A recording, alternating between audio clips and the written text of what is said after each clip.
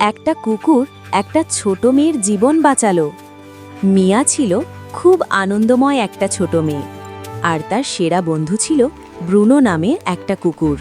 তারা প্রতিদিন একসাথে খেলতো, দৌড়াতো, হাসতো আর মজা করত।